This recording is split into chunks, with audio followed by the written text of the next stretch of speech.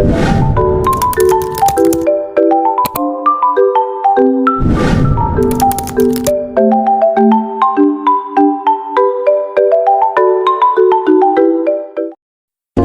semuanya, ketemu lagi pada video kali ini.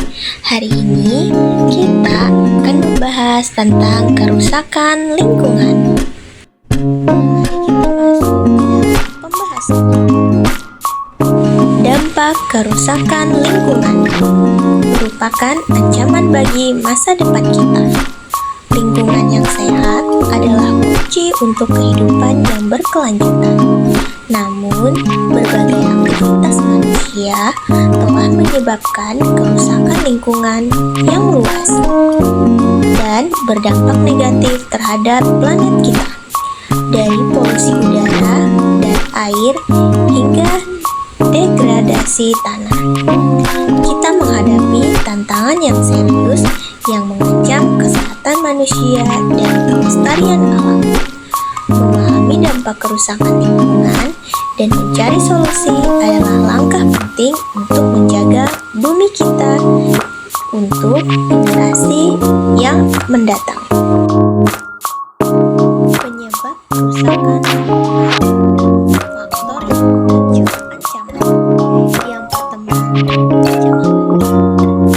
pencemaran udara, air, dan tanah.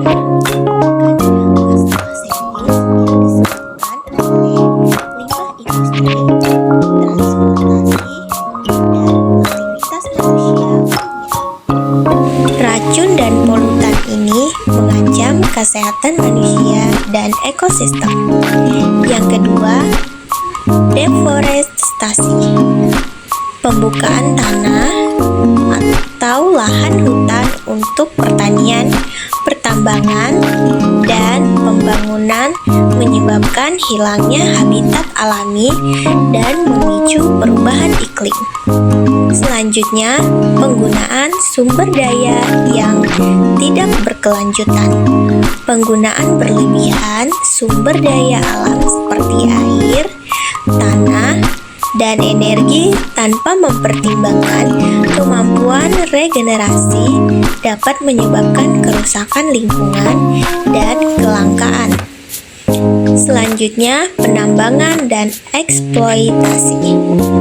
Penambangan dan eksploitasi sumber daya alam seperti minyak, gas, dan mineral dapat merusak ekosistem, mencemari air dan tanah, serta menyebabkan erosi dan tanah longsor.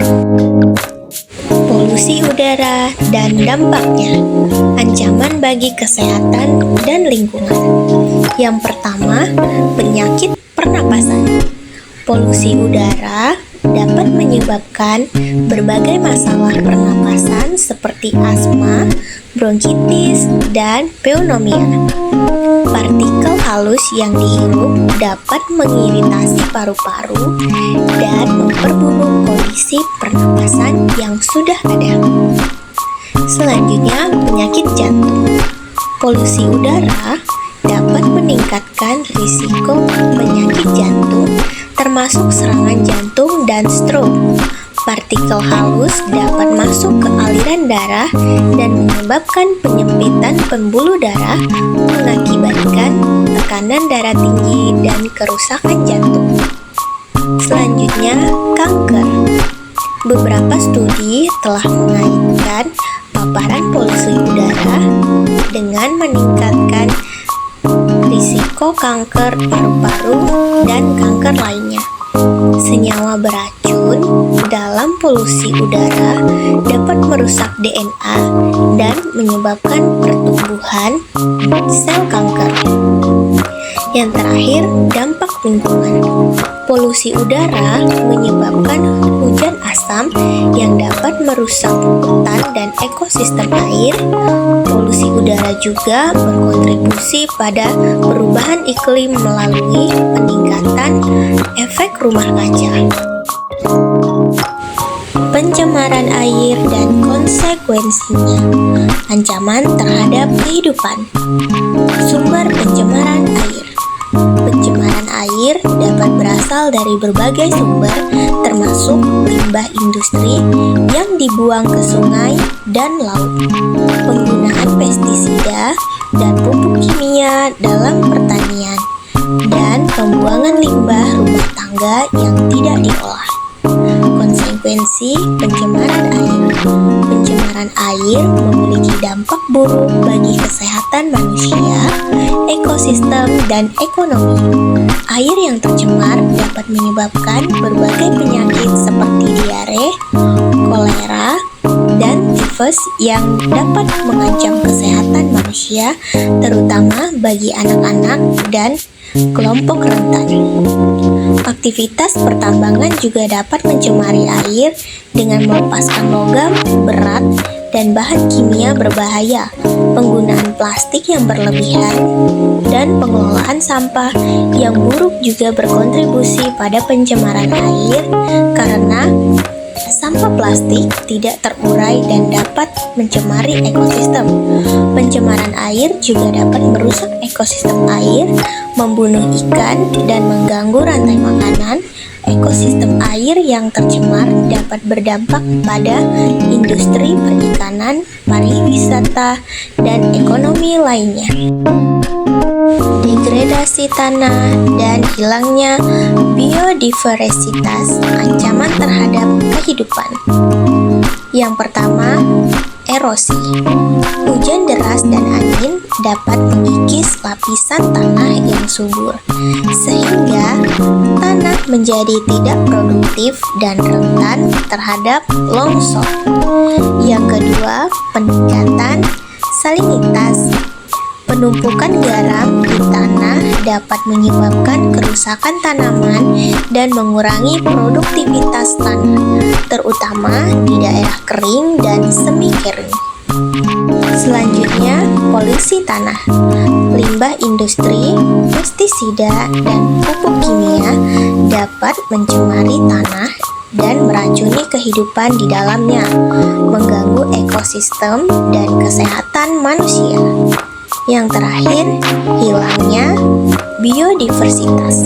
Degradasi tanah dapat menyebabkan hilangnya habitat alami bagi berbagai spesies tumbuhan dan hewan, mengancam kelestarian dan keanekaragaman hayati dan keseimbangan ekosistem. Perubahan iklim dan ancamannya.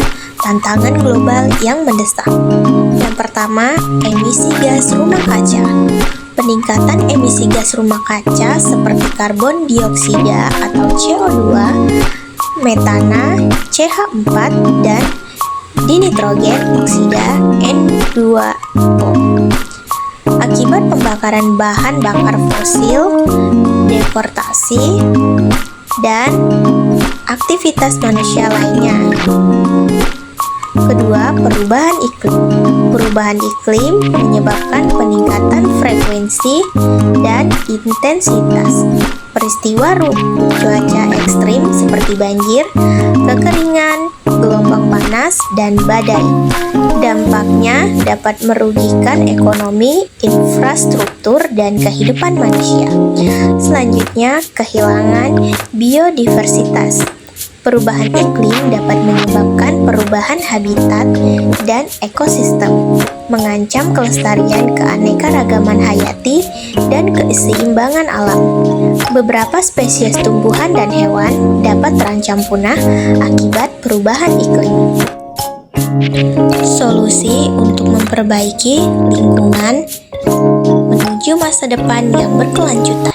Yang pertama, pengurangan emisi gas rumah kaca melalui penggunaan energi terbaru seperti tenaga surya, angin, dan air. Kita dapat mengurangi ketergantungan pada bahan bakar fosil yang menghasilkan emisi gas rumah kaca, mendorong efisiensi energi, meningkatkan transportasi umum, dan mengurangi konsumsi energi dari rumah tangga juga berperan penting dalam mengurangi emisi. Yang kedua, pelestarian hutan dan reforestasi. Melindungi hutan yang ada dan melakukan reforestasi dapat membantu menyerap karbon dioksida dari atmosfer dan menjaga keseimbangan ekosistem. Program reboisasi dan penghijauan dapat dilakukan untuk meningkatkan tutupan hutan dan mengurangi deforestasi. Selanjutnya, pengelolaan sampah dan daur ulang.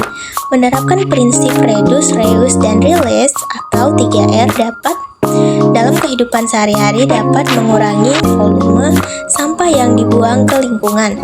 Peningkatan sistem pengelolaan sampah, daur ulang, pengelolaan sampah organik dan mengurangi dampak pencemaran lingkungan. Pencegahan pencemaran air dan tanah.